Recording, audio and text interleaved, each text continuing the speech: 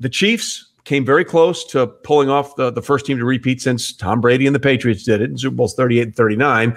And then the week started with very tough news for them. They released both their starting tackles from a year ago, Eric Fisher, who was obviously dealing with the Achilles injury that he suffered in the AFC Championship game, and Mitchell Schwartz, who had an unbelievable run in Kansas City, got hurt early on in the season, could never get back, literally himself just underwent surgery.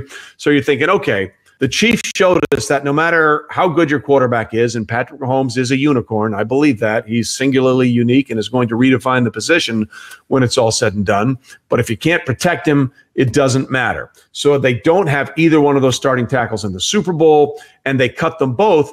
But amazingly, they found a way to sort of rebound. They signed, I think, one of the most underrated players in football in Joe Thuney to play inside. They get 𝗬𝗢𝗓𝗓𝗓𝗓 and yes, I just said his name because I like saying his name, 𝗬𝗢𝗓𝗓𝗓𝗓, back from a year off from working to help people in Canada in COVID because he is a practicing doctor.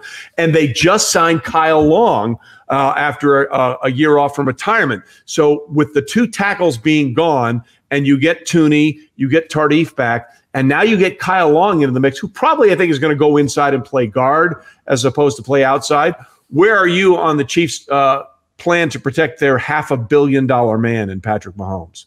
Yeah, well, two things. Remember, last year's draft in the third round, they selected Lucas Niang, the very talented offensive tackle out of TCU. Niang decided to opt out for COVID reasons. So they have a little bit of a head start in that department because they've already had a guy in the organization for a year who is a legitimate right tackle in the NFL.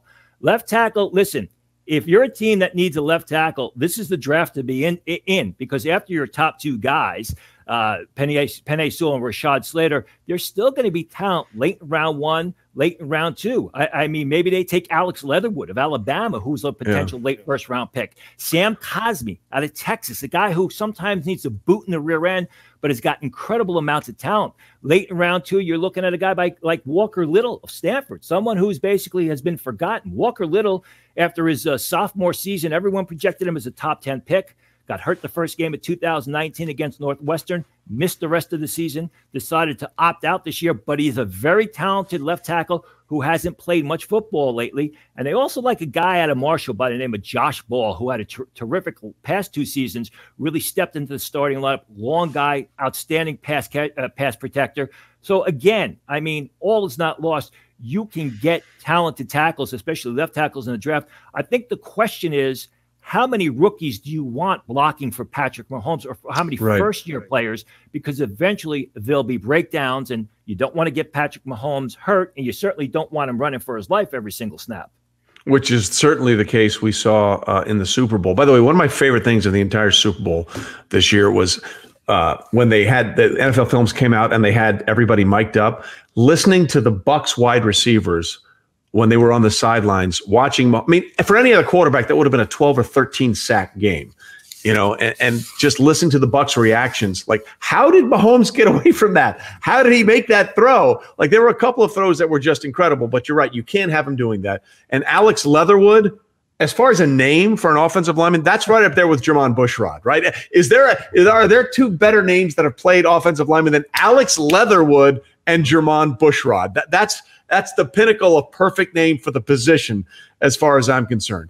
And I still think Kansas City's the team to beat, right, Tony? Look, all due respect to Josh Allen and the Bills and what they've done and Baker Mayfield in Cleveland, if you're telling me who do I think the representative for the AFC is going to be on March 17th in Super Bowl 56, I am automatically taking Kansas City as long as I know Patrick Mahomes is still standing upright.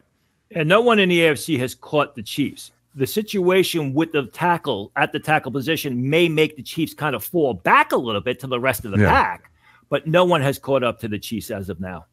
Yeah, and we'll see what happens with Clyde Edwards-Helaire, a second year in that system going forward. Was playing well for them until he got hurt late in that season in that game against the Saints.